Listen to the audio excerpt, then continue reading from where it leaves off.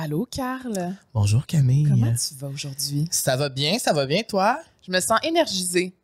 Ouais, vraiment. Puis je pense que c'est l'été qui fait ça. Tu sais, l'été, toujours un glow, là. Tu sais, on est toujours comme plus wouhou, olé, olé, tu sais. Ouais, puis le fait que le soleil se lève tôt et se couche tard, on dirait que j'ai comme une énergie à toute la journée. Ouais, puis mes journées sont plus longues, j'ai plus d'énergie, je fais pas de sieste. Je suis vraiment vrai, dedans. hein? Je suis vraiment dedans. C'est vrai que l'hiver, on fait plus de sieste. Oui, on est plus cosy. Là, on est plus party. Aujourd'hui, c'est un épisode juste nous deux. Oui. Une conversation entre besties.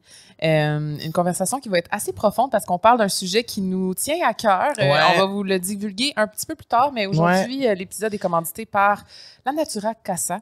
Et aujourd'hui, c'est un petit rappel pour user votre protection solaire. Oui, puis là, on est allé à la Natura Casa ensemble. On s'est fait faire un facial en besties. Allez voir ça sur nos réseaux sociaux. C'était incroyable, incroyable. Pour vrai, j'ai toujours fait des faciales seules. Tu sais, tu y vas tout seul, tu prends ton rendez-vous, mais d'y aller entre amis, tu sais, j'étais déjà allée avec un ex et tout ça, mais d'y aller avec une amie, j'avais jamais fait ça. C'était vraiment cool. On sous-estime le pouvoir de vivre des expériences comme ça avec des amis. Ouais, vraiment. Donc, vous irez voir ça sur les réseaux sociaux. C'était bien cool. Donc, aujourd'hui, je vous parle de protection solaire. C'est vraiment important et c'est une de tes nouvelles obsessions.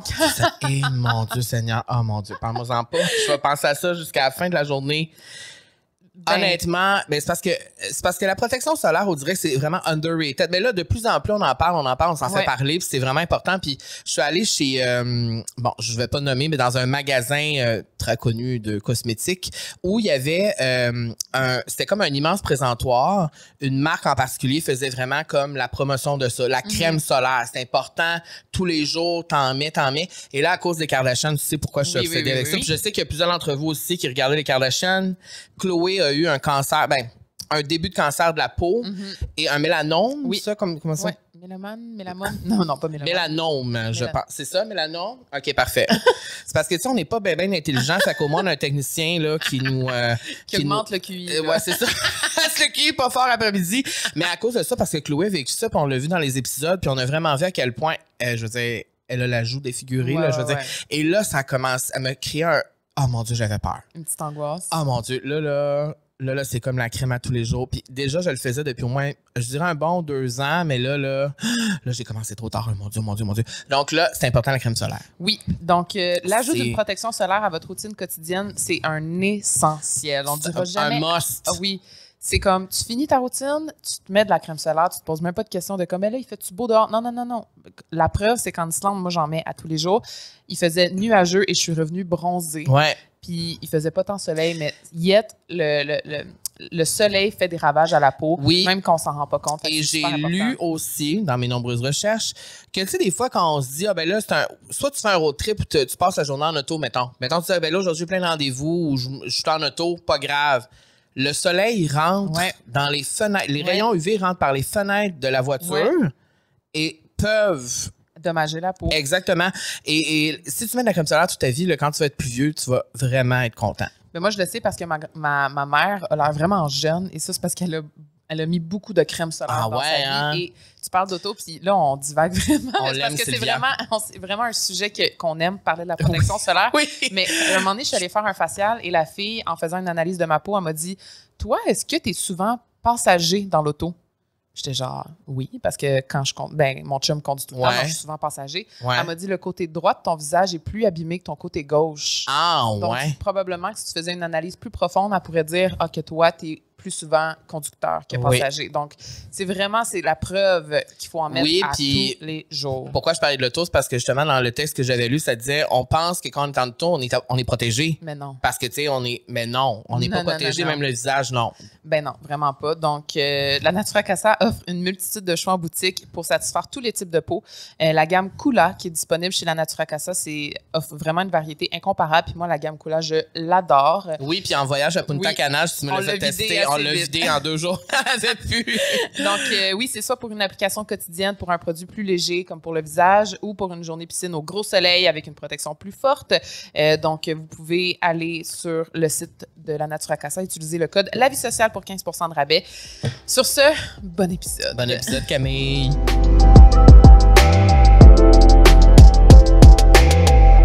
Aujourd'hui, Camille, tu le dis en début d'épisode, on est tous les deux seulement. Oui. Pas d'invité. Puis pourquoi? Parce que les épisodes où on est tous les deux, on a toujours des belles réactions. Vous aimez ça.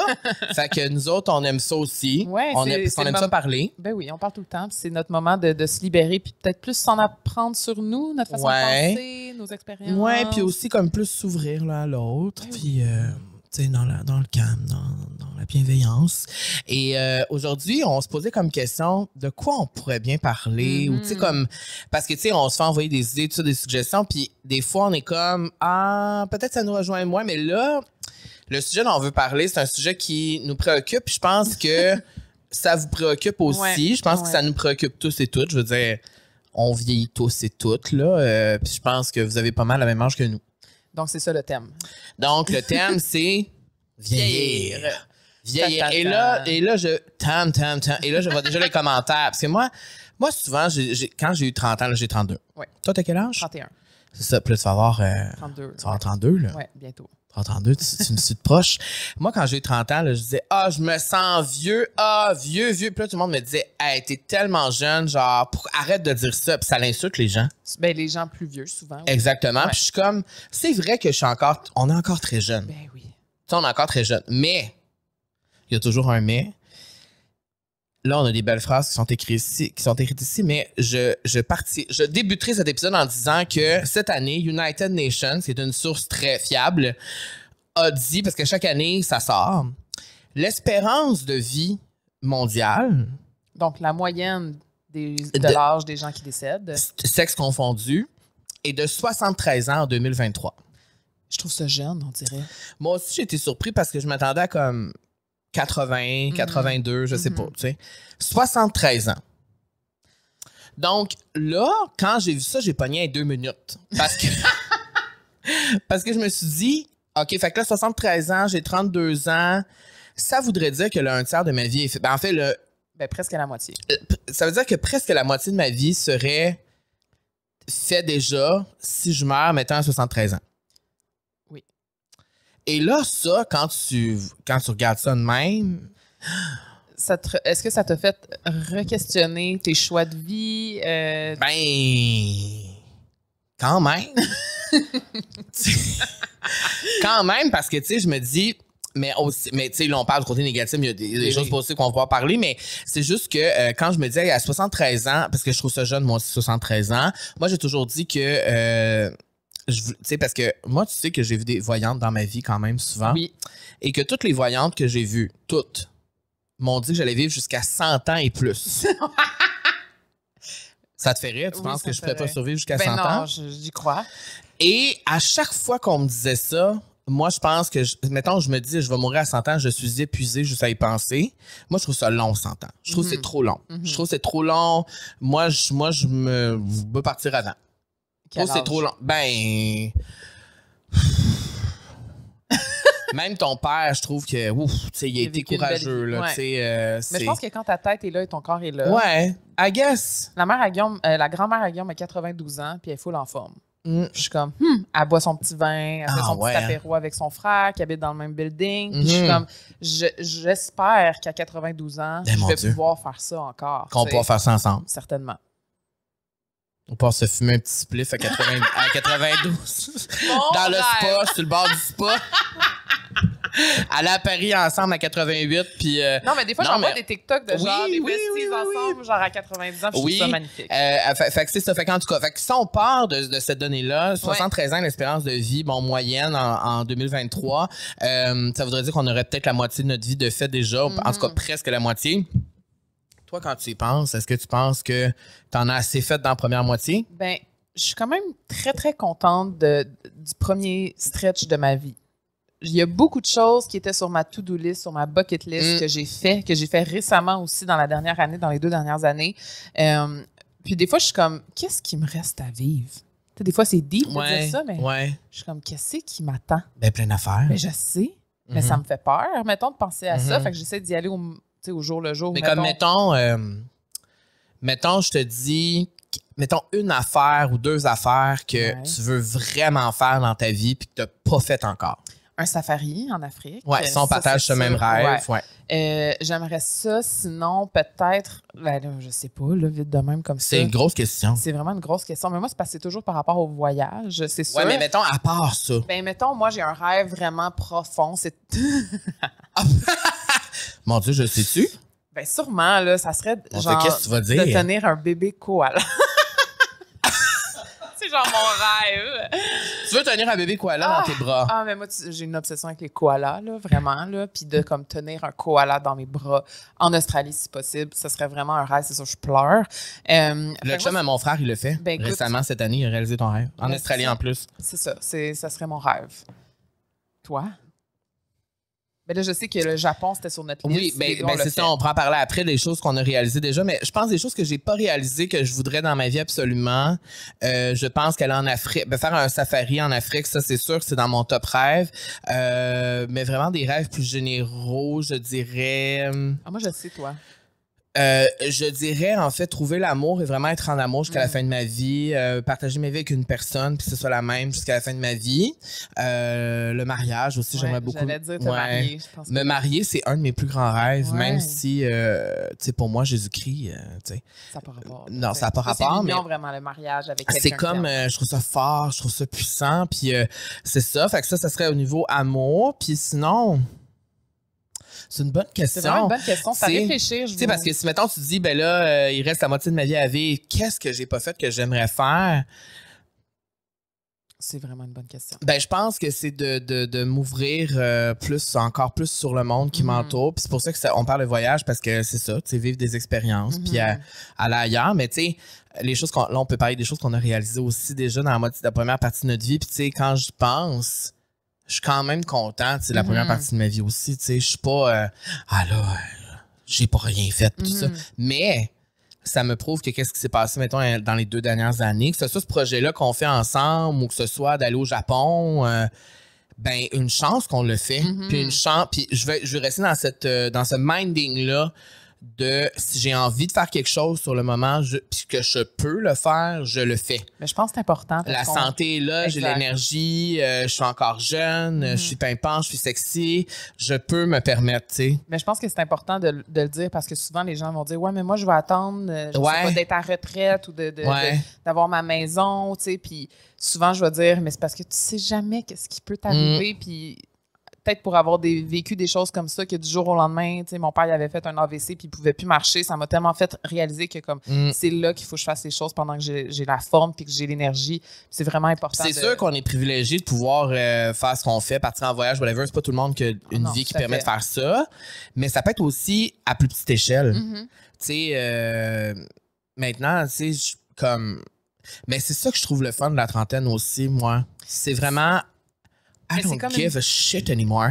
C'est vraiment genre, tu sais, je fais des choses pour moi et ça fait du bien, tu sais, de comme, c'est ça. Puis quand tu penses que tu as peut-être la moitié de ta vie faite, justement, t'as-tu vraiment envie d'aller à quelque part? Si la réponse c'est non, vas-y pas, fais quelque chose qui te rend heureux, tu sais. Totalement.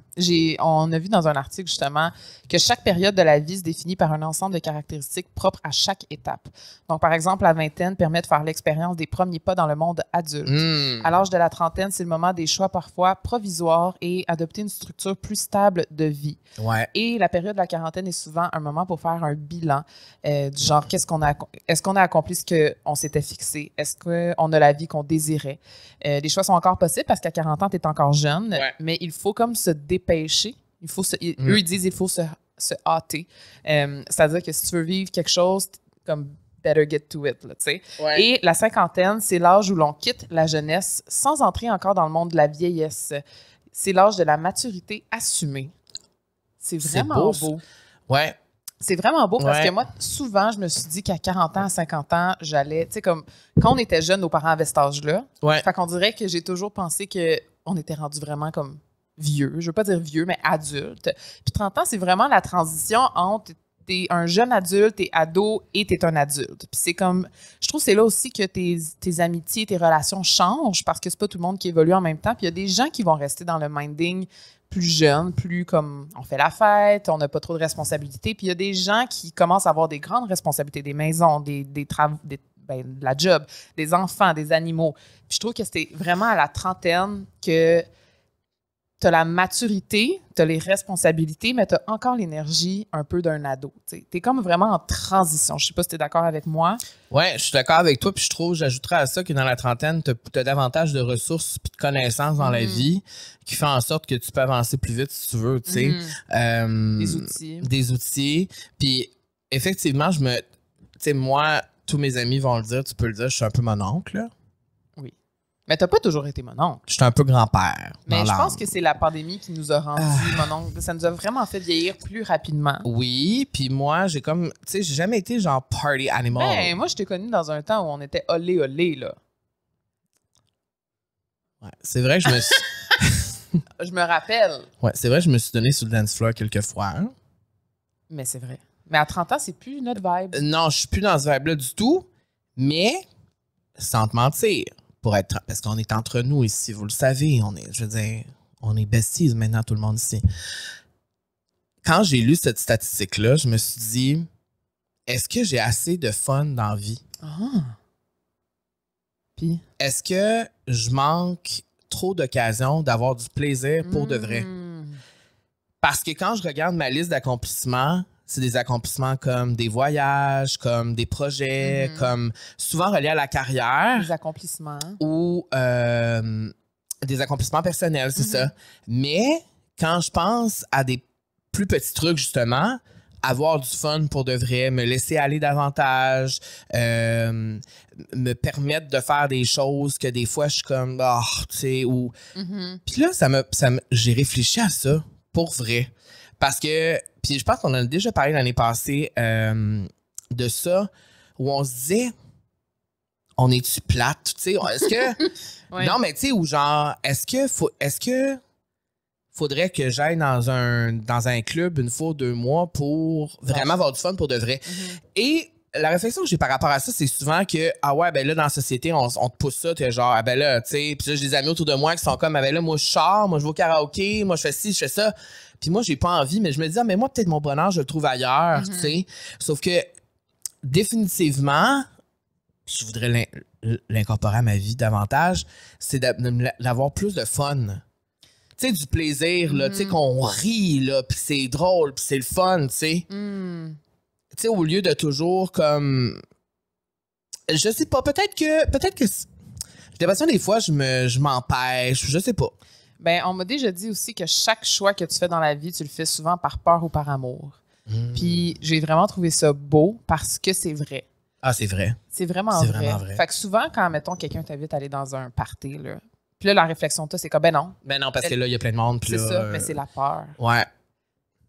Des fois, j'essaie de changer mon minding puis me dire, vas-y avec l'amour, tu sais. Parce que la peur, c'est souvent pas la bonne façon de prendre tes choix. C'est drôle parce que, tu sais, quand on va en voyage, des fois, on a quand même peur à l'intérieur de nous pour le faire pareil. Oui, mais c'est parce qu'on va avec amour, tu sais. Parce qu'on aime ça, puis on sait que ça nous fait grandir, tu sais. Ouais. Mais tu sais, c'est très rare que j'étais dans une soirée avec plein de monde que je suis revenu chez nous comme, j'aime ça, tu sais. Ben oui. J'aime ça, puis ça me fait du bien de voir des gens, puis ça me fait du bien de socialiser. Mais ça, c'était...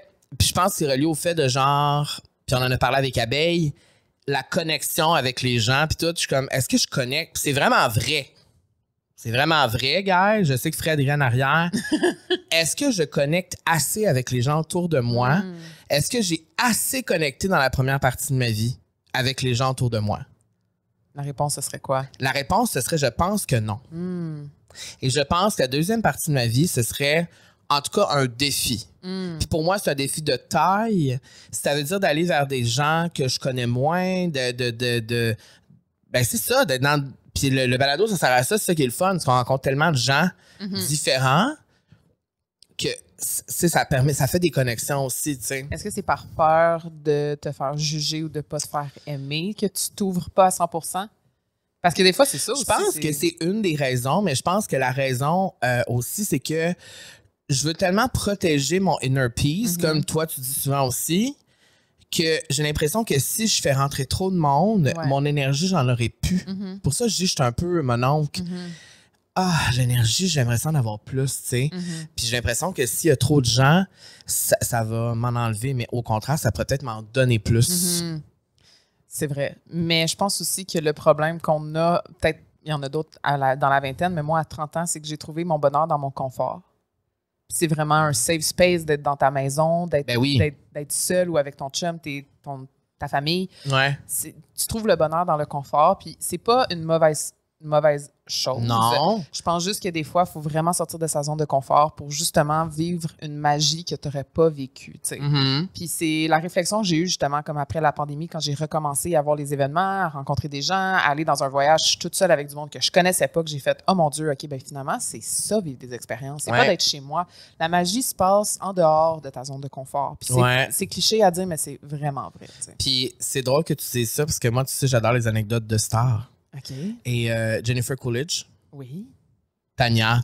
Oui. Dans White Lotus. Oui. Queen of Gays.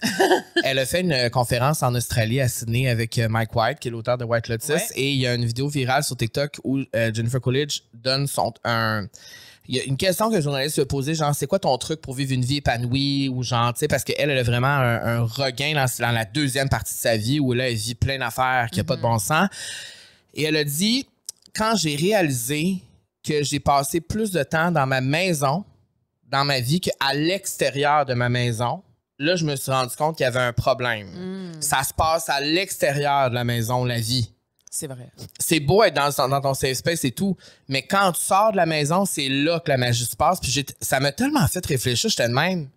C'est vrai, parce que moi, je suis vraiment de même. Chez nous, c'est un safe space. Moi, quand je m'en vais chez nous, je suis tout seul, je suis bien. Personne te gosse. Mais au sens où je me sens en sécurité, je me sens bien, puis comme personne me juge, je suis bien, je suis avec moi-même, c'est ça. Mais quand je sors de chez nous, c'est vrai que c'est là que la magie se passe. Tu sais, comme quand tu y penses pour de vrai. Puis quand elle a dit ça, elle était comme, quand je réalisais que je suis pas sortie du joint. Parce que, tu sais, eux, c'est une autre réalité parce qu'ils ont tellement des grosses maisons, sont tellement. Tu sais, quand t'as une grosse maison avec genre 3 piscines, c'est sûr, tu restes chez vous, là. Mais elle était comme, quand j'ai réalisé que je suis pas sortie chez nous en juin, en juillet, en août, en septembre. Là, je me suis dit, ça fait 4 mois que je suis pas sortie chez nous, ça n'a pas de bon sens. Faut que j'aille connecter avec les gens dehors, faut que je, tu sais. Puis c'est ça. Ça m'a fait réfléchir là-dessus, je trouvais ça mais vraiment... mettons, si je te dis, genre, tes plus beaux moments de la dernière année, c'est pas des moments qui se sont passés chez toi. Ben non! C'est ben ça. non! Ben, les moments avec Oscar, c'est sur mon fils, mais à part de ça, ben non. Mais c'est ça, tu sais. Ben non, ça s'est passé là, à l'autre bout du globe, au Japon. Ouais. C'était pas chez nous. C'est quoi pour toi avoir 30 ans, d'être dans la trentaine? Bon, c'est une grosse question. Ben, je pense qu'avoir 30 ans, pour moi, c'est plus... c'est I don't give a shit. I less give a shit about what people think and what I do. Je pense... Quoi, vous riez de moi? Non, je pense que ça vient avec un lâcher-prise. Ça serait ça. Beaucoup plus de lâcher-prise que quand j'avais 20. Mettons qu'on compare quand j'ai 20 et là, j'ai 30. Moi, dans la vingtaine, j'avais peur de beaucoup de choses. J'avais peur des gens. J'avais peur de ce qui allait arriver dans ma vie. Puis, le métier qu'on fait, c'est pas un métier qui est sûr non plus. Moi, j'ai vu ça débouler devant moi. Là, c'est comme, tu sais, au début de ma vingtaine, c'est comme je fais une audition, j'anime Call TV, tout, tu sais, ça Fearless. Fearless, la pire émission du Québec. Je me disais, moi, je vais faire ça, ça va marcher après. Mais après, quand j'ai vu débouler ça, puis tout le monde riait de moi, je me disais, Chris, moi, si je veux faire de la télé, si je veux réaliser mon rêve, je vais faire quoi? Tu sais, faut pas que. Puis même encore aujourd'hui, faut pas trop que je pense à 45 ans, je vais faire quoi? Parce que des fois, je me dis à 45 ans, vas-tu encore vendre des bébelles sur Instagram, tu sais? non, je non, sais. mais c'est vrai, je me pose la question. Faut pas trop j'y pense, mais ça l'évolue pour dire qu'on évolue avec ça. Puis le métier, c'est ça. La carrière, elle se poursuit, puis c'est vraiment cool. Puis comme on n'a jamais été aussi bien dans nos métiers, je pense, autant pour toi que pour moi. On est vraiment comblés puis heureux dans ce qu'on fait. Enfin!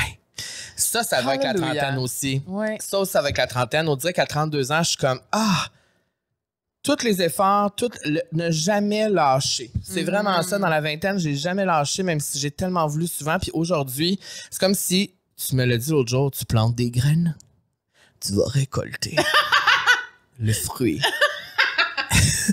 Ton jardin va fleurir. Ton jardin va fleurir. Ben, mon jardin, il a fleuri quand même. Ben oui. Et je pense que dans la trentaine, tu continues à planter ton jardin.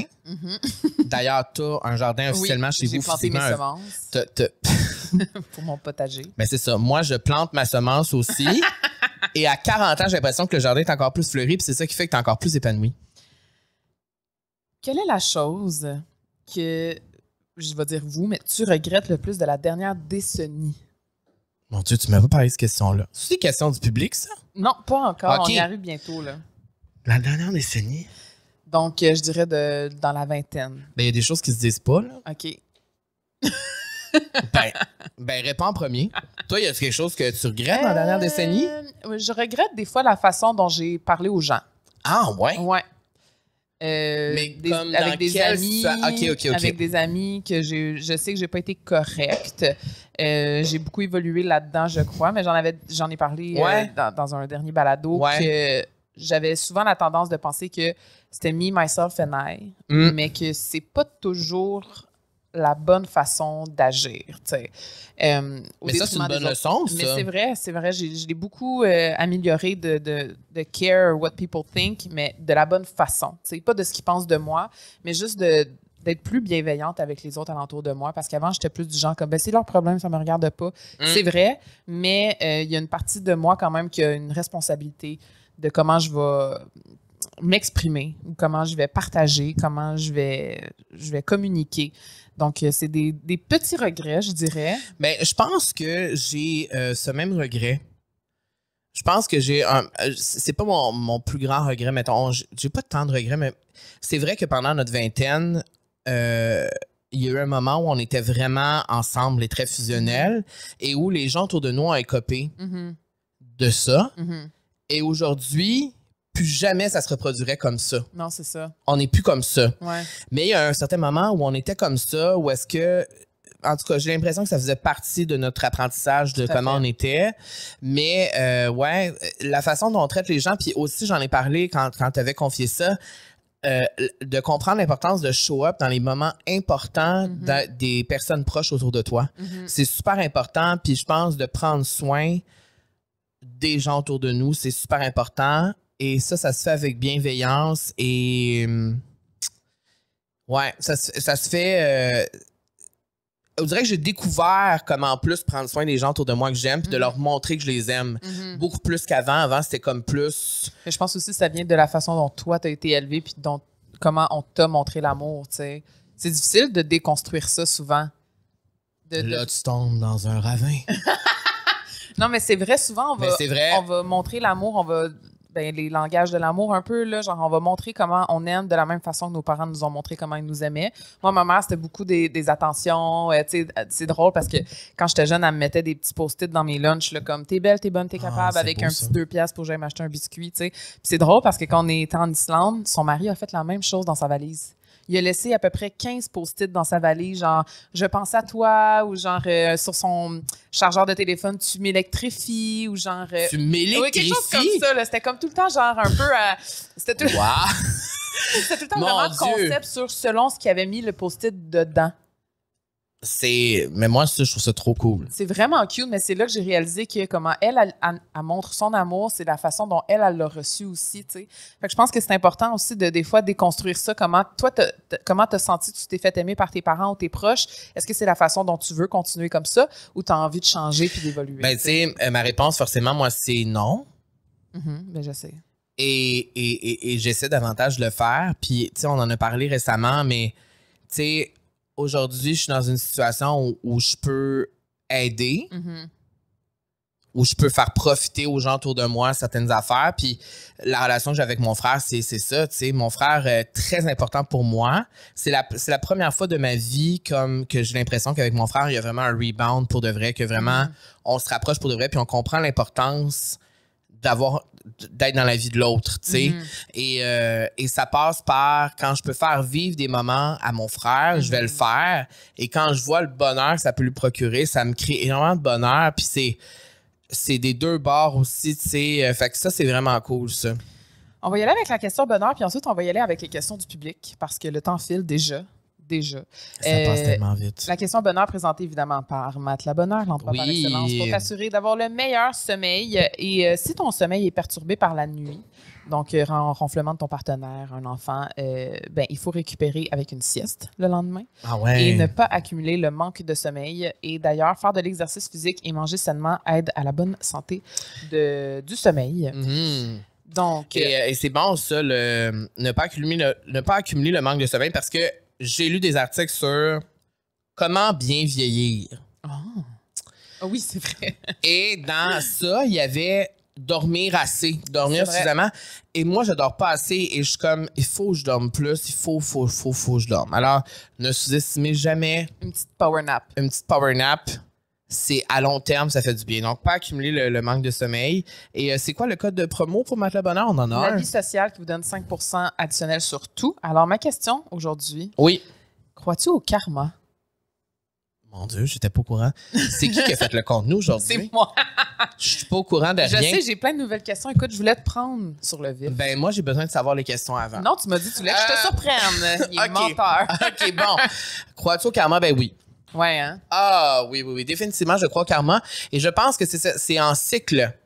Ouh! Qu'est-ce que tu veux dire? Je pense que c'est en cycle. Je pense pas que, tu sais, mettons, toute ta vie, là, t'accumules un karma, puis là, maintenant, à la fin de ta vie, boum. Je pense que ça va par cycle. Alors, tu sais, tu peux... Tu sais, moi, des fois, là, je vis des affaires, je suis comme, ah, c'est le karma qui m'a rattrapé, là.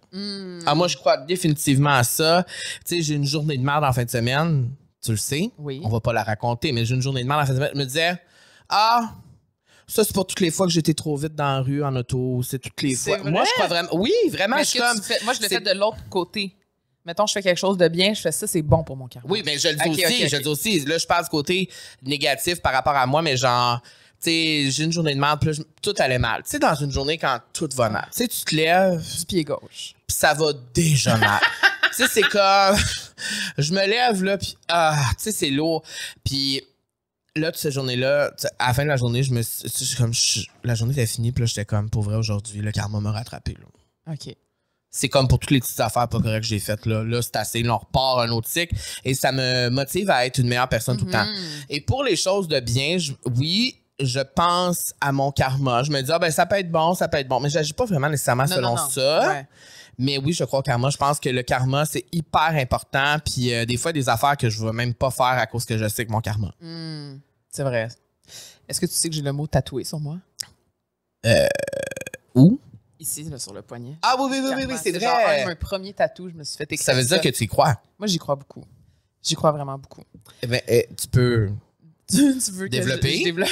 Ben non, mais moi, je crois beaucoup. OK, prochaine question. Non, mais parce que t'en as parlé un peu, mais c'est vrai qu'il y a des choses, des fois, qui arrivent de super positifs. Je suis comme, ah, ça, tu vois, j'ai l'impression que c'est mon karma. Y a-tu déjà quelque chose qui est arrivé en particulier, un événement particulier qui t'a fait ça? C'est sûr, c'est karma, que ce soit pour toi ou pour une autre personne? Ben, je me souviens, mettons, à un moment donné, j'étais dans l'auto avec mon chum, puis il y a un sans-abri qui est venu nous demander de l'argent. Puis mon chum, comme, il a eu le réflexe de juste faire comme, non, tu sais, non, genre. Puis il est parti, puis il a fait, mais tu sais, pourquoi j'ai juste pas pris le temps de l'écouter ou de lui donner 2 piastres que j'avais? Ouais. Puis je me souviens plus qu'est-ce qui est arrivé après. Même fois qu'il est arrivé une bad luck, puis il était comme, tu vois, ça, c'est le karma qui m'a rattrapé, tu sais. C'est rien de grave. Mais moi, en tout cas, je touche du bois, mais je sais que j'ai un très, très bon karma. Puis je pense que je suis une bonne personne dans la vie, puis je veux du bien autour de moi. J'espère que c'est du vrai bois. Ben, je touche ma tête, là, sinon, là, c'est du vrai bois? Parfait. Bon, parfait. Mais oui, je crois au karma. Puis souvent, quand je vois quelqu'un qui fait quelque chose de mal, je vais souvent dire le karma va le rattraper. Et ça l'arrive. Voilà.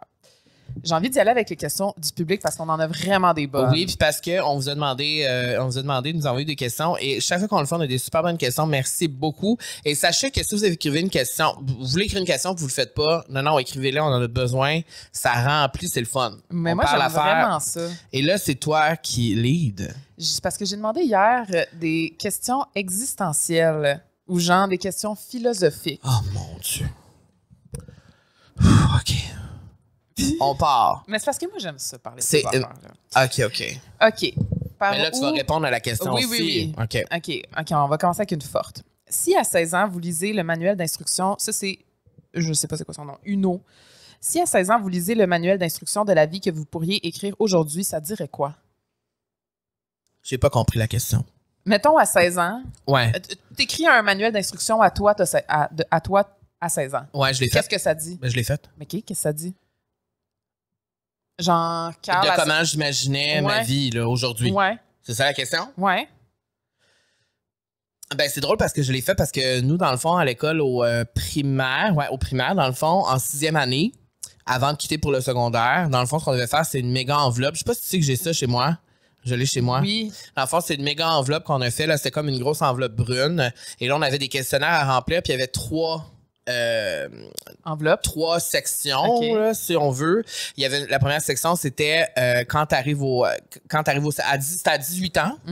Après ça, c'était à 25. Puis après ça, c'était à 30. OK. Et là, c'était plein de questions. Genre, mettons, ça va être quoi ton métier? Qu'est-ce que tu vas faire? Blablabla. Puis là, il fallait que tu répondes. Et dans l'enveloppe, la partie la plus intéressante, c'est qu'il fallait mettre des images de comment on voyait notre vie. Autant s'écrire des lettres, demander à nos amis de l'époque de nous écrire des lettres, de mettre nos stars préférées, de mettre whatever ce qu'on voulait mettre, on pouvait le mettre.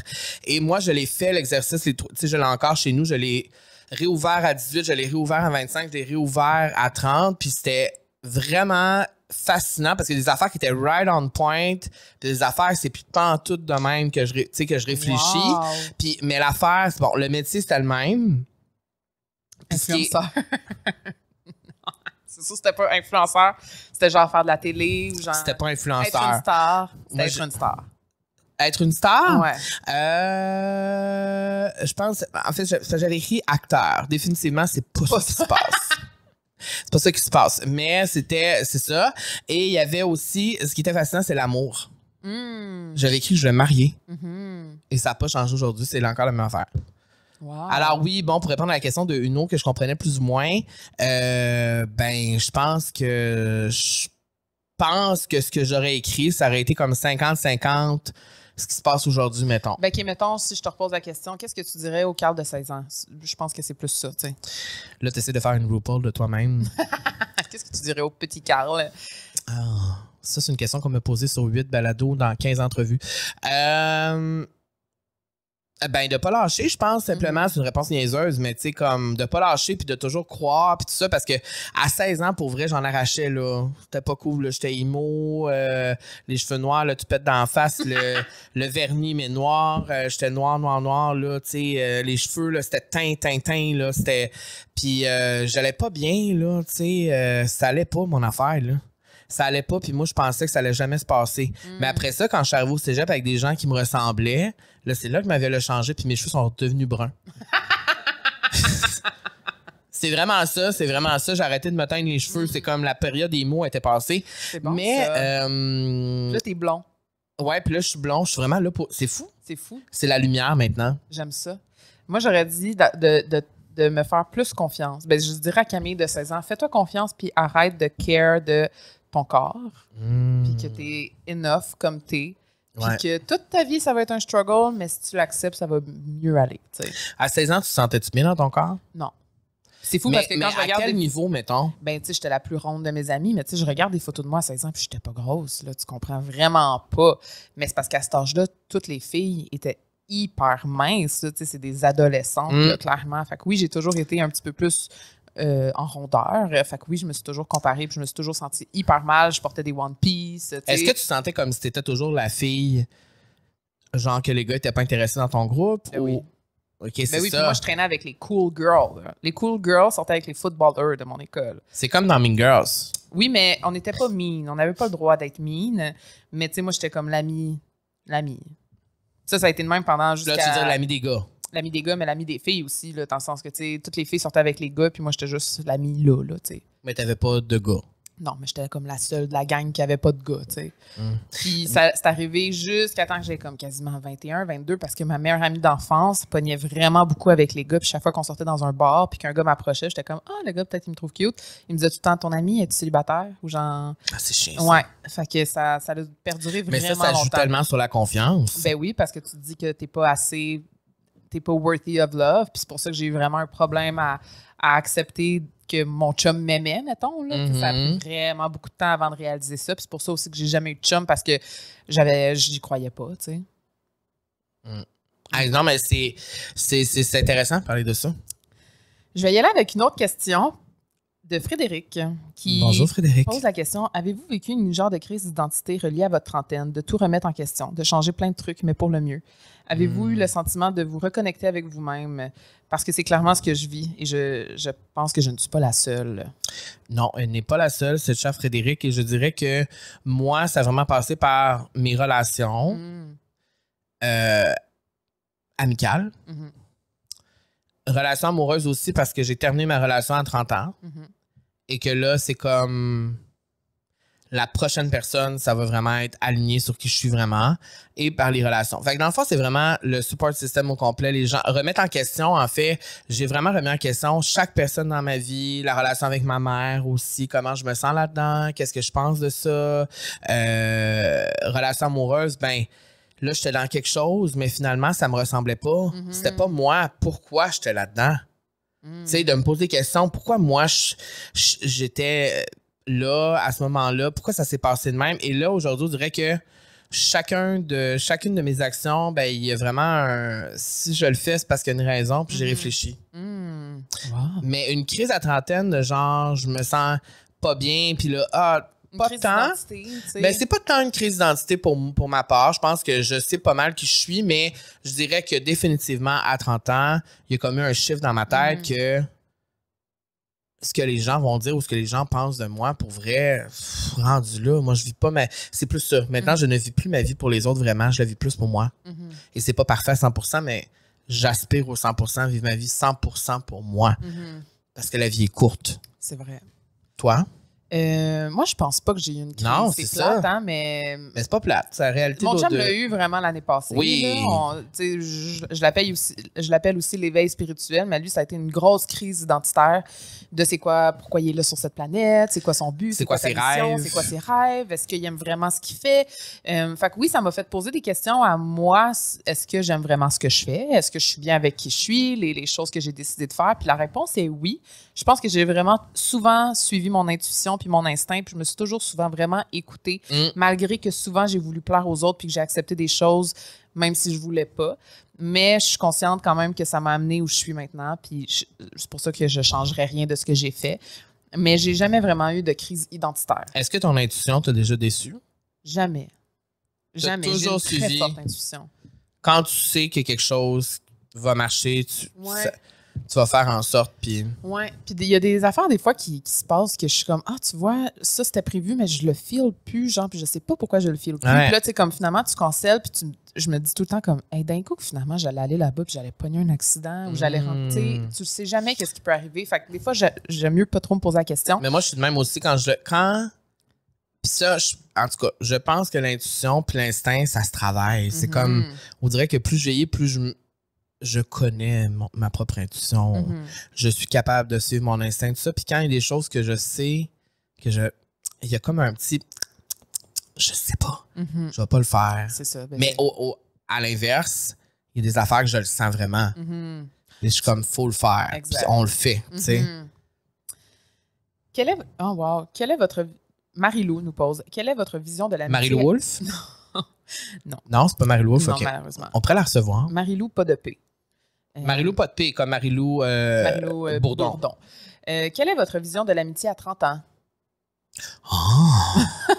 Mais j'ai une question aussi du public reliée à ça que je pourrais poser après. OK. Ben, réponds premier. C'est quoi l'amitié à 30 ans... c'est pas la même affaire qu'à 20 ans. Pour moi, l'amitié à 30 ans, c'est la famille. Oh! Non, mais c'est vrai, je trouve que c'est plus pareil. Puis même des gens qui sont encore dans ma vie, que ça fait longtemps que je connais, une vraie amitié, c'est vraiment quand tu peux FaceTime la personne puis tu dis que la personne, elle va te répondre. Tu comprends ce que je veux dire? Ouais, ou quand tu as besoin, puis que, ouais. Puis que, aussi, c'est des personnes qui vont être là, mais que malgré que tu l'as pas vu pendant 6 mois, tu le sais que si tu as besoin de cette personne-là, elle va être là. Puis c'est pas quelque chose que j'ai ressenti souvent dans ma vingtaine. Ah ouais, hein? Pas toujours. Je trouve qu'à 30 ans, les personnes qui sont encore là, c'est les vrais. Puis de ça s'ajoutent aussi des nouvelles personnes que je peux considérer des nouvelles amies aussi. Mais c'est une différente... Il faut vraiment que les gens m'apportent quelque chose ou me font sentir vraiment comme si j'étais authentique, unique, que je sente que je peux vraiment être 100% moi-même avec ces personnes-là. Je trouve que c'est ça maintenant, l'amitié pour moi à 30 ans. C'est plus juste avant comme avoir du fun. Tu sais, j'avais des amis on allait sortir dans les bars, on allait voir des shows, j'allais voyager avec elles, mais qu'au bout du compte, il n'y avait pas de profondeur. Puis c'est vraiment quelque chose pour moi qui est important maintenant à 30 ans. Je dirais que l'amitié à 30 ans, pour moi, c'est plus important que jamais. C'est vraiment important pour moi parce que ça remplit une partie de ma vie c'est vraiment important de partager. Tu sais, mettons, avec toi, je me sens complètement moi-même. Je peux dire ce que je veux. J'ai une pensée que je dirais jamais à personne parce que je suis trop gênée de penser ça. Je vais te le dire à toi parce que je sais que tu vas pas me juger. Ben, des fois, tu me juges. Souvent, tu me juges puis tu ris de moi. Mais au-delà de tu ris de moi. Là. Oui, je ris de toi aussi. Mais l'affaire, c'est qu'on est toujours... Tu sais, on peut vraiment être nous-mêmes l'un avec l'autre. Puis ça, c'est tellement précieux puis important. Puis pour moi, l'amitié, c'est comme... à 30 ans, on dirait que c'est comme plus un réconfort de savoir qu'il y a des gens qui t'aiment, qui carent pour toi pour de vrai, qui te respectent pour de vrai. Puis que tu peux toujours, tu sais, si j'ai des questions ou sur la vie en général ou des inquiétudes, whatever, je peux te les partager, tu sais. Puis comme tu vas m'accueillir, me comprendre, puis me guider, tu sais. Puis je pense qu'au début de ma vingtaine, l'amitié, c'était beaucoup messy pour moi. C'était vraiment, tu sais, drame, chicane, pognage. Tu sais, c'était toujours de se pogner, de se chicaner. Puis à un moment donné, c'est fatigant. Oui. Tu sais, aujourd'hui, je me pogne plus avec personne. C'est vrai. C'est plus ça. C'est plus ça parce que j'ai plus le temps. C'est vrai. Ni l'énergie. And I don't have the energy anymore. Non, c'est vrai. Tu sais, it's a negative atmosphere or energy. You go out of my life. C'est vraiment ça. C'est vraiment ça parce que l'amitié à 30 ans, ça devrait pas être autant comme une relation amoureuse. Ça devrait pas être compliqué. Ça devrait pas être compliqué. Il devrait pas avoir une lourdeur. Puis tu devrais pas te sentir mal ou coupable de rien. Totalement. Voilà. Donc là, j'ai une question sur l'amitié ici que j'avais mis de côté. C'est Elodie qui nous pose cette question. Elle nous dit, Camille et Carl, comment garder la flamme en amitié? Ouh. Et je trouvais que c'est une bonne question qu'on peut répondre parce qu'on est amis depuis très longtemps. Des projets, des activités. Tu sais, ça prend plus qu'un souper au resto. Totalement. De la complicité. Et moi, je trouve que ce qui est le plus important, c'est de rire. Rire, là, je trouve que c'est ce qui rapproche le plus les gens. Puis moi, tu me fais énormément rire. Puis c'est sûr que quand je vais dans... C'est ça, je suis drôle en tabarnak. C'est vrai que t'es drôle, mais c'est vrai que les personnes avec qui j'ai envie de m'entourer, c'est des gens qui me font rire. Ben c'est sûr, j'espère pas du monde qui font brailler. Non, mais c'est vrai que c'est là que tu réalises aussi tes amis que quand tu t'en vas prendre un café avec cette personne-là, puis qu'il n'y a pas de rire, puis que c'est juste comme un peu comme platonique, c'est dur de garder la flamme, tu sais. Fait que si la flamme elle part, faut aussi normaliser que c'est normal, puis que c'est totalement OK. Mais la flamme, elle peut pas être forcée, tu sais. Tu peux pas juste tout avoir un briquet puis essayer de l'allumer à chaque semaine. Non. C'est comme, faut que des deux bords, il y ait du vent pour que la flamme perdure. Mon Dieu, je suis pas Mon Dieu! Mais moi, j'adore imager. Ben, je vois ça, tabarnouche. Moi, j'ajouterais à ça l'entraide. Oh, c'est vrai. Moi, j'ajouterais à ça l'entraide parce que nous, c'est quelque chose qu'on a beaucoup entre nous deux. C'est vrai. Je trouve qu'on s'entraide beaucoup. Et pour moi, c'est très important. Je trouve que c'est important de s'entraider entre amis, puis je trouve que ça l'aide à garder la flamme, justement. Parce que si tu m'aides dans quelque chose que j'ai besoin, c'est parce que... Tes intentions sont là, tu sais. Oui, mais aussi c'est parce que tu me respectes, puis tu comprends que c'est important pour moi, puis j'ai besoin d'aide, puis que tu vas être là pour moi parce que tu crois en ce que je fais, tu sais. Puis pour moi, ça veut dire beaucoup. Je trouve ça important, puis je trouve qu'entre amis, à 30 ans, quand ça fait 10 ans, 15 ans que tu connais une personne, je pense qu'on est rendu assez proche pour s'entraider. Puis que je sois pas mal de dire « Hey, Cam, j'aurais peut-être besoin d'aide pour ça. Tu sais, tu pourrais-tu m'aider pour ça? Whatever. » Là, c'est sûr qu'on fait le même métier, fait que c'est facile de s'entraider, on peut, mais ça demande du temps. Faut quand même que tu prennes le temps, que tu prennes l'énergie, puis tu le fais, tu sais. Puis je trouve que c'est important. Si tu as besoin d'argent, tu peux me le dire aussi, hein? Pour le moment, je devrais être OK. Mais si jamais je manque d'argent... Tu me le diras. Mais simple pour toi. Si on est au resto, tu peux pas payer la facture. Non, mais c'est niaiseux, mais je me souviens, à un moment donné, j'avais besoin d'argent, puis j'ai appelé Gab, puis il m'avait prêté de l'argent. Ah, on l'aime. Mais tu sais, ça fait en sorte que t'as assez confiance en moi pour ça. Oui, définitivement. On l'aime, Gab. On le salue. Je sais que des fois, oui, parce que Gab, il écoute la vie sociale. On t'aime. On t'aime. Puis on aime ton chum aussi. Oui. J'ai une question de Annabelle, qui est une question, en fait, que j'ai reçue beaucoup, beaucoup de fois. OK. Là. Que pensez-vous de la pression sociale liée à l'âge, comme avoir des enfants? Oh. Et je mets en parallèle quelqu'un qui écrit « normaliser de ne pas vouloir d'avoir des enfants » et quelqu'un d'autre qui dit « comment gérez-vous la pression des proches pour les enfants? » Mon Donc, Dieu, tu sais, c'est vraiment... en tant que couple qui ne veut pas nécessairement d'enfants, on se sent souvent jugé. Help. Donc, vous voyez que c'est vraiment c'est une préoccupation? C'est la question que j'ai reçue vraiment le plus souvent. Probablement parce que j'en ai déjà parlé de ce désir d'être ne pas procréer. child-free. Ouais, ne pas procréer. Ne pas procréer. Procréer. Tu vois, je suis même mal à l'aise de dire ce verbe-là. Ouais. Donc, que pensez-vous de la pression sociale à l'âge relié à avoir des enfants? C'est sûr que moi, je l'ai beaucoup vécu. Ouais. Quand je fais des Q&A, c'est comme, c'est pour quand les enfants? Est-ce que vous voulez agrandir votre famille? Et je trouve toujours que c'est un peu malaisant. Je sais que c'est souvent pas mal intentionné, mais on sait jamais vraiment ce que les femmes et les hommes vivent au quotidien. Mais je pense que les femmes vivent beaucoup plus cette pression-là que les hommes. C'est sûr. Ça, c'est sûr. On ne sait pas si la femme à qui vous le demandez a des problèmes de santé, de fertilité ou l'homme. Ou ne veut juste pas d'enfant. En veut juste pas. Et c'est fou parce que c'est la première année cette année où que j'ai cette discussion-là avec plusieurs femmes et qu'on a le même discours. Ah ouais. Et c'est la première fois que j'ai pu en parler ouvertement avec des femmes de mon âge puis qu'on avait vraiment la même façon de penser. Et je réalise que de plus en plus, c'est plus commun.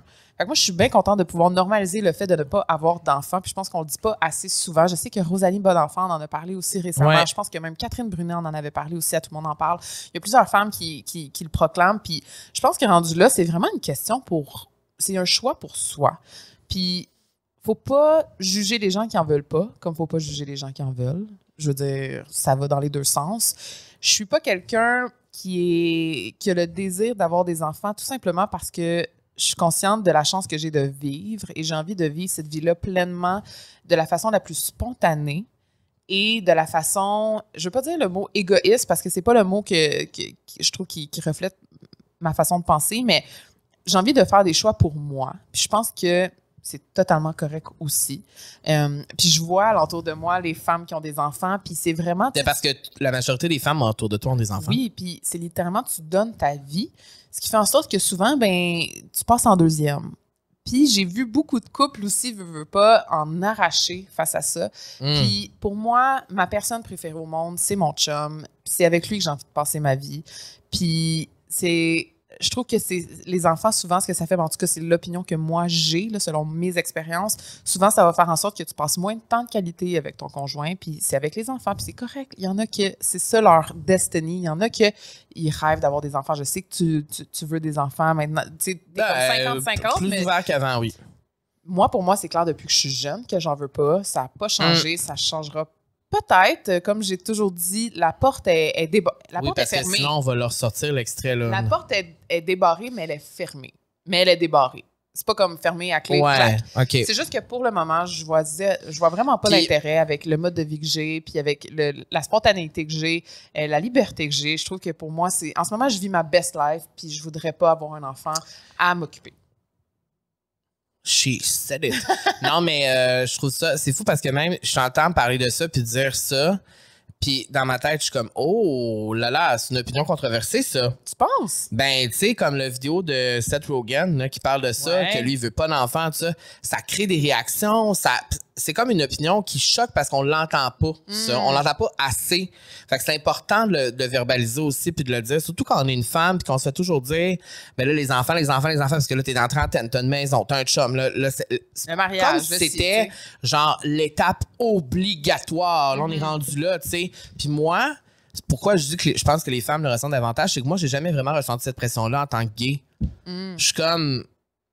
J'ai jamais vraiment pensé à ça parce que moi, dans la tête, je peux avoir un enfant à 40 ans, 45 ans si je veux. Pour les femmes, ça rend le processus un peu plus compliqué, même si c'est encore possible, tu sais. Ouais. Fait que je trouve ça important que t'en parles. Je trouve ça beau. C'est une belle vocation. Mais je trouve juste qu'il faut arrêter de porter un jugement sur ces femmes-là. Comme moi, je porte pas de jugement pour celles qui veulent avoir des enfants. Je leur donne toute mon admiration à ces femmes-là. Je vois, là, mes amis qui sont mamans, là, sont dévouées, puis ils aiment leur job de maman parce que c'est littéralement un travail. Oui, puis ça les remplit aussi de bonheur aussi, c'est sûr. Totalement. C'est juste qu'on n'a pas tous les mêmes envies ou les mêmes besoins. Non, puis je pense que cette pression-là sociale, c'est justement comme une pression qui a été inventée par l'humain. Ben oui. Fait que je pense qu'on peut la déconstruire aussi à notre façon. Puis rendu là, c'est un choix qui est propre à chacun. Je pense juste qu'il faut arrêter de poser la question aux gens ou je trouve que des fois, ça peut être mal placé. Moi, j'ai la chance de... C'est pas par rapport à ma santé, c'est vraiment un choix personnel. T'es pas éthique aujourd'hui? Tu trouves? Ouais. Je vais continuer. une autre question. Ben, en tout cas, tu t'as vidé ton sac. Mais non, mais tu sais, Mais ça fait du bien. Je veux le dire pour Ça fait du bien. Puis d'ailleurs, on veut faire un épisode avec. J'aimerais bien inviter Rosalie pour parler de ça parce que Rosalie elle a une opinion là-dessus qui est vraiment importante aussi. Ouais, parce qu'il y en a d'autres qui vont donner aussi d'autres raisons comme l'environnement. Ben oui. Ah, ben, il y a plein de raisons possibles. Il y a vraiment beaucoup de raisons. Il y en a plein de raisons possibles, mais je pense que souvent on associe elle veut pas d'enfant, elle est égoïste, puis non, puis mais c'est pas juste ça. Ben, tu sais, moi, je peux faire une histoire vraiment, vraiment courte. Moi, ma mère, elle a perdu 2 enfants de mon frère et moi, puis elle a vécu une énorme dépression, ce qui a fait en sorte que moi, quand je suis née, j'ai baigné là-dedans déjà dans les problèmes un petit peu qu'elle a vécu, puis les challenges qu'elle a dû vivre dû à ça, puis on dirait que très jeune, j'ai comme fait OK, ça sera pas pour moi ça. Ouais. J'ai pas envie de vivre ce stress là, j'ai pas envie de comme tu sais de devoir endeuiller 2 enfants. Mon Dieu, c'est vraiment dark ce que je suis en train de dire, mais c'est quand même ta mère ce qu'elle a vécu. C'est exactement ce qu'elle a vécu, puis pour moi ça m'a tellement comme montré une force de caractère qu'elle a que honnêtement, j'ai pas. C'est vraiment ça, j'ai pas cette force là, je ne pourrais jamais faire ça. Donc je vais aller vers une autre question totalement ailleurs, posée par Fanny. Bonjour Fanny. Oui, je l'aime. C'est mon amie Fanny qui est venue à la retraite au Maroc. OK. Et qui va venir en Inde. Alors, je t'embrasse. Tu sais que je t'aime beaucoup. Donc, Fanny me pose la question, comment sait-on si on est sur le bon chemin, sur notre X entouré des bonnes personnes?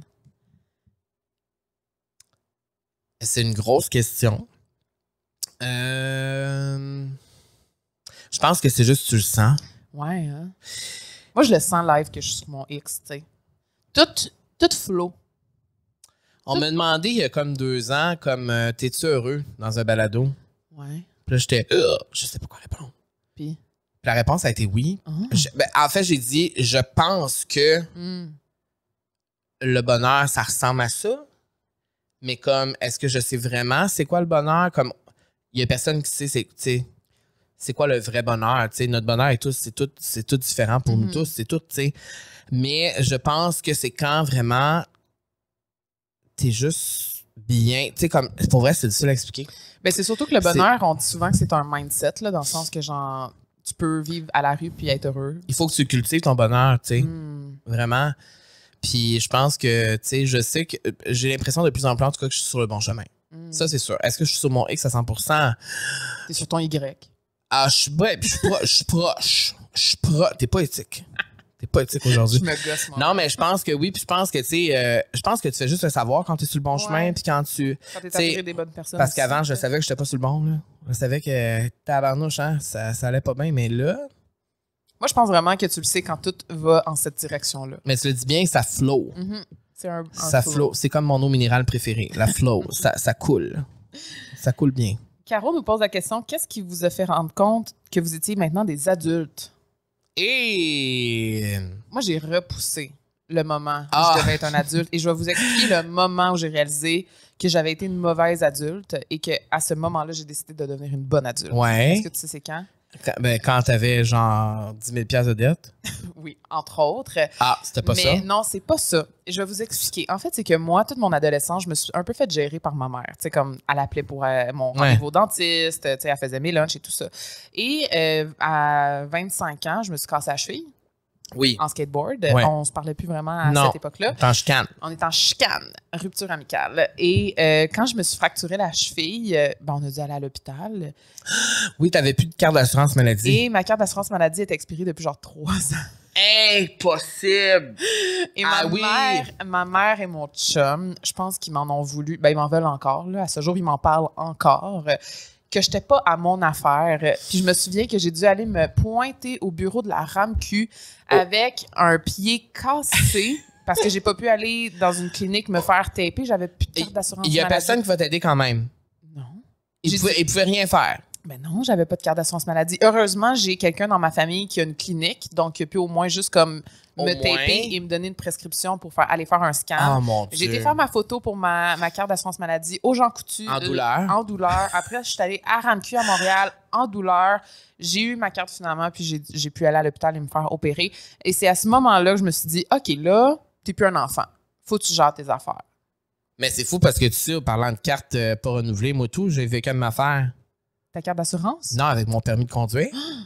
Ah, mais ça aussi. C'est la même affaire. Je riais de toi, mais c'est vrai. Moi, c'est à peu près à 22, 23. Dans le fond, moi, évidemment, quand tu viens d'un petit village à Saint-Raymond, à Portneuf, tu sais, on avait tout notre permis à 16 ans. Là, tu sais, on attendait juste ça de conduire un char puis de crisser notre camp. puis d'aller à Québec, puis de vivre des affaires, puis ça. Puis moi, j'avais suivi mon permis, je l'ai eu, je conduisais. Puis là, quand je suis arrivé au cégep, j'ai conduit. Mais quand je suis arrivé à Montréal, mettons 3 ans, 4 ans plus tard, j'ai vendu mon auto parce que je trouvais qu'à Montréal, je voulais pas d'auto. C'était trop compliqué. Et j'ai arrêté de payer mon permis. Oui. Donc là, j'ai pas payé mon permis. Parce que je me disais, bon, je conduis pas. Besoin. Je le payerai si je reconduis un jour. T'as dû le refaire. Examen théorique, examen pratique, j'ai dû tout refaire. Et là, c'est la journée que j'ai appelé parce que là, à un moment donné, là, je vais me racheter un char. Fait que là, je rappelle, tu sais. J'appelle à SAC pour. Fait que là, moi, je dis, je veux payer, tu sais. Puis là, elle me dit, ouais, mais là, non, il y a un nouveau règlement. C'est après 2 ans, pas payé. Le permis, il est plus bon, il faut le refaire. Là, je commence ça, il faut le refaire. Il faut refaire l'examen théorique. Impossible. Il faut refaire l'examen pratique. Alors, je suis allé à Laval. À Laval, faire mon examen pratique encore. J'ai fait mon examen théorique. J'ai tout refait une 2e fois. Déjà que c'est chiant, là. Ah, mon Dieu, puis j'étais stressée. Tu l'as passé? Oui, j'ai passé du premier coup au moins. Mais c'est ça. Fait que dans le fond, tu sais, puis ça fait partie de devenir un adulte parce que, tu sais, à l'époque, payez pas ça. Mais regarde ce que ça fait. Mais c'est comme ma première année. Je dois avouer que la carte d'assurance maladie, ça, c'est next level parce que ça, c'est vraiment important. Ben, c'est comme la première année de business avec moi et mon chum, on savait pas qu'il fallait payer des impôts. Qu'il fallait mettre de l'argent de côté pour des impôts. On s'est fait ramasser à la fin de l'année. Fait que, tu sais, c'est comme des fois. Mais non, mais t'apprends plein d'affaires, c'est normal. Ouais. Puis, tu sais, j'ai réalisé aussi que je fuyais beaucoup de choses. Comme, admettons, je me rappelle, je pognais tout le temps des tickets de parking. Je voulais jamais les payer. Ma mère les payait en cachette parce qu'elle savait que j'allais jamais les payer. Puis, à un moment donné, j'avais un ticket qui était comme 83$. Puis, je l'avais tellement pas payé qu'il était rendu à comme 250$, tu sais. Puis, ma mère, elle me dit, je comprends pas pourquoi tu payes pas. Puis maintenant, j'ai vraiment changé ma façon de penser. Et surtout, depuis que j'ai un chum vraiment qui a un toc là-dessus. Puis je suis vraiment contente. Puis ça, je pense que ça fait partie d'être une adulte, de comme prendre ses responsabilités puis de ne pas les fuir. Thank God que je suis rendue comme ça parce que ça m'a vraiment donné un paquet de troubles. Ben moi, devenir adulte, c'est vraiment ça. C'est comme avant, je pouvais accumuler plusieurs problèmes, me dire, je vais le régler plus tard ou genre, ça ira la semaine prochaine. Maintenant, je suis beaucoup plus dans, il y a un problème, on va le régler maintenant, puis on va passer au prochain, puis on va le faire, puis tout, pour pas accumuler plein d'affaires, puis là, ça devient full lourd, puis là, tu te sens pas bien. Pour moi, ça, c'est devenir un adulte, c'est vraiment d'accepter les responsabilités qui viennent avec ça, puis mais pour vrai, c'est difficile de quitter le moment où t'es pas vraiment un adulte, puis de faire comme, parce que tu sais, aujourd'hui, on est des adultes, là. Je demande pas de l'argent à ma mère, là. On est à 20 ans. On est des adultes, là. On est vieux, tu sais, comme, on a 32 ans, tu sais, comme, des fois, je suis comme, tu sais, des fois, avoue que c'est lourd être un adulte. Oui. C'est lourd, mais... C'est ça. Tu sais, moi, c'est comme appeler les assurances, appeler les affaires. Faire les impôts. Faire les impôts. À chaque fois que je parle à mon comptable, elle me dit, lui, là, c'est ça sa vie. Moi, je pourrais pas. Non plus. Je le remercie à chaque fois. Je suis comme, mon Dieu. Tu sais, compter les factures. Payer le téléphone cellulaire. Appeler pour choisir un forfait de câble. Moi, je voudrais payer quelqu'un pour faire tout ça fait pour moi. Moi, c'est mon chum qui le fait que je suis bien contente. C'est ça, ouais. On va y aller avec... T'as-tu des petites questions? Parce que moi, il m'en resterait une. Oui, j'en avais une qui était sur un sujet. En fait, c'était... on a effleuré tantôt un peu le sujet. En fait, non, j'en aurais 2. Ouais, okay. J'en aurais 3 pour terminer. La première, c'est que pensez-vous du mariage? Moi, ma façon de penser, elle a vraiment changé. Parce que tu es fiancée? Je suis fiancée depuis 3 ans, presque 4 ans. Puis au début, quand c'est fiancé, c'était comme, OK, on va se marier dans 6 mois. C'était vraiment intense. La COVID est arrivée, finalement, on a repoussé ça. Puis avec le temps, j'ai réalisé que le mariage, pour nous, en fait, on se sent déjà marié. Ouais. Puis, tu sais, mon chum m'appelle sa femme, puis genre, pour moi, c'est mon homme. Puis de se marier va pas vraiment changer grand-chose. Je pense que c'est vraiment une idée qu'on a depuis qu'on est jeune, du gros mariage, puis qu'on voit dans les films, la grande robe. Puis moi, je suis vraiment mal à l'aise avec le fait d'être le centre de l'attention pendant une soirée. Ça me rend... Tu sais comment j'aime pas tant organiser ma propre fête. J'aime pas les surprises. Et j'aime pas être le centre de l'attention, ce qui est ironique un peu avec le métier que je fais. Mais j'aime pas avoir 60 personnes qui me regardent. J'haïs ça. Donc, moi, le mariage pour ça, je le mets un peu de côté, ce projet-là, pour faire des choses que je sais qui m'excitent pour de vrai. Mais tu sais que j'aimerais ça que tu te maries. Je sais, ça va arriver un jour. Je sais que t'aimerais ça, t'as une robe, là. Ça va arriver un jour, mais ça va être un mariage qui est complètement différent des mariages traditionnels qu'on connaît maintenant. J'ai envie de revisiter puis de le refaire à ma façon. Oui, mais tu vas porter quoi? Ben, je vais porter tu vas plusieurs looks. De même, là? Je vais avoir plusieurs looks. OK, tu vas avoir plusieurs looks. Ben, 2-3, là. Ah, ouais. Un look de cérémonie. Un look ça serait la robe? Oui. Un look de soirée pour le souper. OK. Et un look de party. Il me semble que c'est ça, l'histoire, non? Il me semble qu'ils ont tout le temps... OK, 2 looks. Une de cérémonie. 3, c'est beaucoup, là. Ça fait du glam en maudit, là. OK, 2 looks. On va y aller cérémonie/soirée. Puis la robe.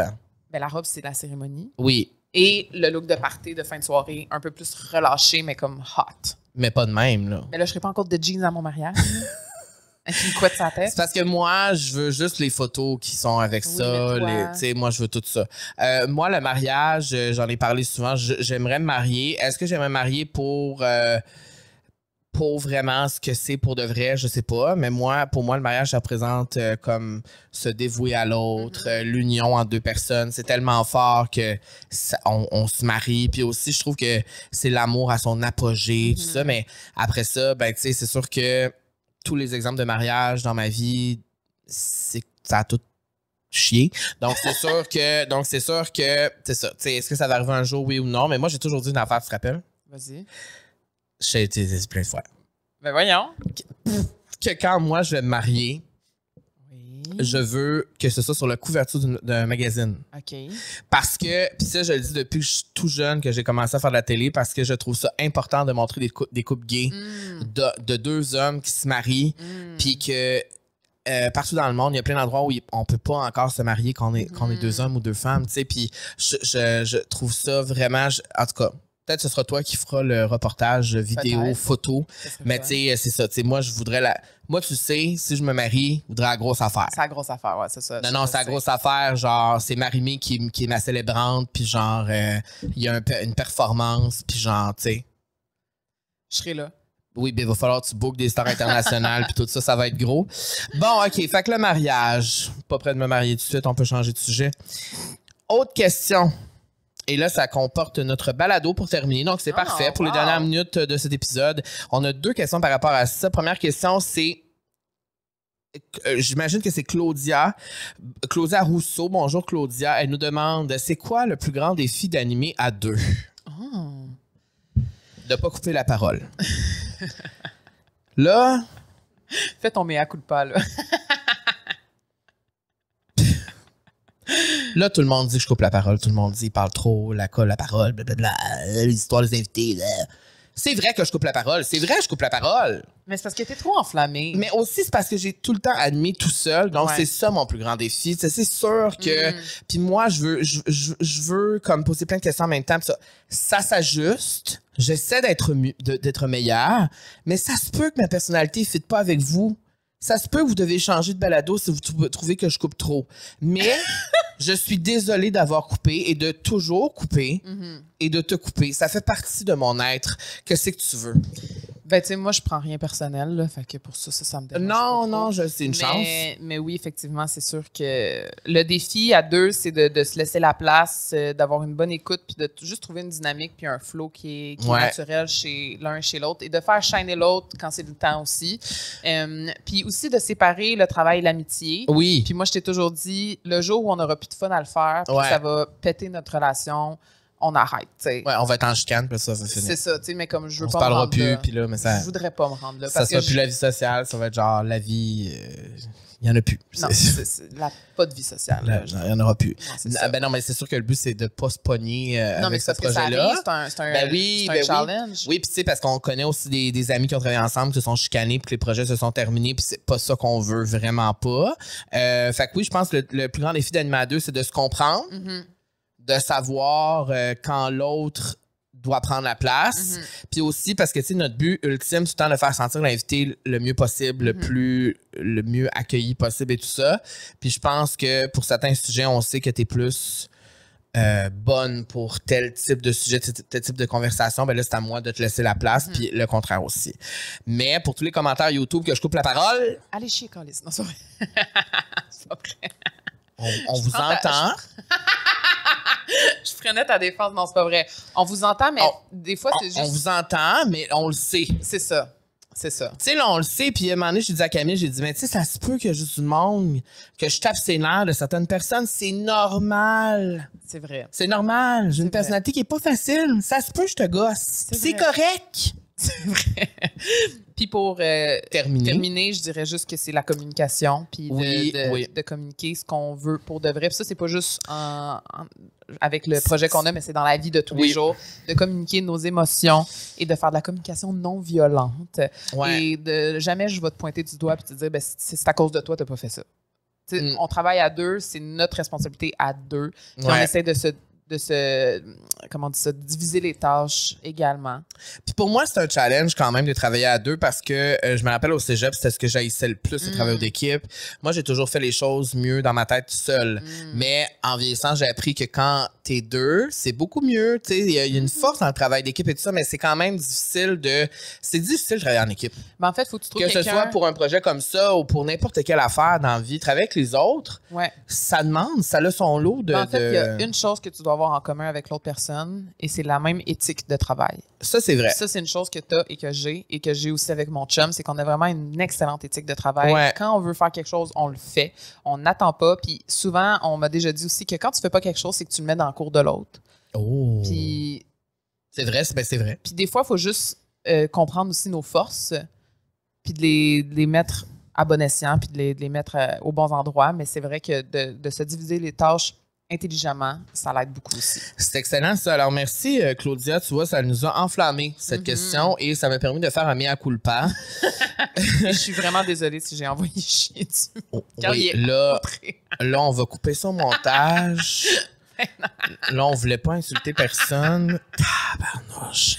Non, c'est juste... Ben non, mais je vais vous dire quelque chose. C'est parce que Camille, quand les gens me critiquent, ça la... Mais moi, je suis pas habituée, hein? Non, c'est ça. C'est ça. Là, on peut parler de ça pendant 2 minutes, on termine après l'épisode, c'est trop long. C'est parce que l'affaire, c'est que la différence entre moi et Camille, c'est que moi, toute ma carrière, j'ai été critiquée toute ma carrière. J'ai tapé ses nerfs du monde toute ma carrière. Ça fait 10 ans que je tape ses nerfs du monde.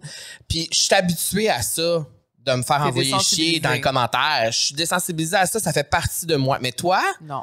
Toi, c'est juste, t'es belle, t'as des beaux cheveux, j'aime tes vêtements, t'es belle. T'es tout le temps... On va tout le temps te complimenter, t'es tout le temps dans l'amour, tu sais, les gens t'aiment. Mais moi, c'est pas ça, moi, c'est moitié-moitié. Alors, c'est pour ça que t'arrives là-dedans pis t'es comme, hey là, pourquoi là, le monde, ils écrivent que tu coupes la parole ou que blablabla, tu parles trop fort.